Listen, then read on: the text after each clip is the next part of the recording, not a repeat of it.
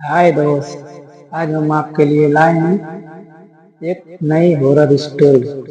चलिए शुरू करते हैं।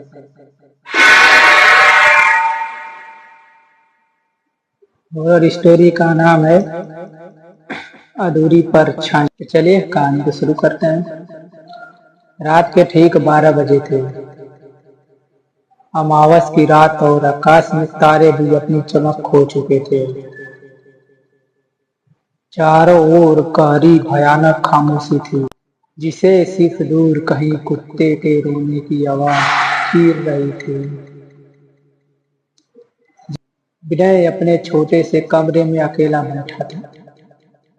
वैसे तो वह एक बहादुर और निडर इंसान था, पर आज उसे कुछ अजीब महसूस हो रहा था। उसके घर के सामने वाला बरगद का पेड़ रात के अंधेरे में एक विशाल डरावनी आकृति जैसा दिख रहा था। उसने घड़ी देखी। रात को 12:15 हुए। उसे लगा जैसे कि किसी ने दरवाजे पर दस्तक दी हो। कौन हो सकता है? उसने धीमी आवाज में पूछा। कोई जवाब नहीं आया। उसने दोबारा पूछा। इस बार आवाज थोड़ी तेज थी। कौन है वहां? इस बार दरवाजे के बाहर से फिसलने की आवाज आई, जैसे कोई भारी कपड़ा जमीन पर घसीटा जा रहा है। आवाज उसके कमरे की दीवार के साथ खिड़की की तरफ बढ़ी और फिर रुक गई। विनय को लगा कि कोई खिड़की के ठीक बाहर खड़ा है।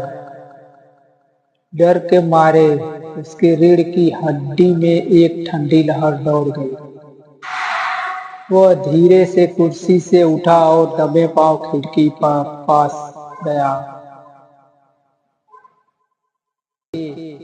उसे देखना नहीं चाहिए, पर उसकी जिज्ञासा उसके डर से ज्यादा बलवान थी।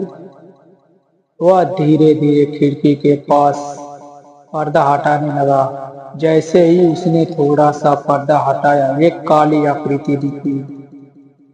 वह कोई इंसान नहीं था, वह आधी परछाई थी। कमर से ऊपर का हिस्सा धुंधला और धुएं जैसा, पर नीचे का हिस्सा साफ है और भयानक रूप से असली जैसे उसके पैर उल्टे थे। एड़ियां आगे और उंगली पीछे की तरफ मुड़ी हुई थी।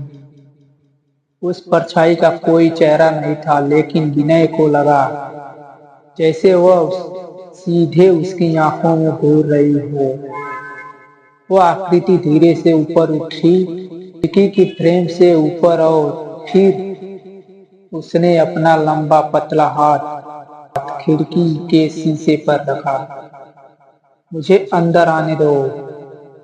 एक सूखी सर्राहट भरी आवाज आई, जैसे किसी ने ढेर सारे सूखे पत्ते को पैर से एक सूखी सरसराहट भरी आवाज आई, जैसे किसी ने ढेर सारे सूखे पत्तों पर पैर रख दिया हो। विनय की सांस अटक गई। वह चीखना चाहता था, पर आवाज गले में ही फंस गई। उसने आंखें कसकर बंद कर ली और पीछे हट गया। जब उसने हिम्मत करके दोबारा खिड़की की तरफ देखा, तो वह परछाई जा चुकी थी।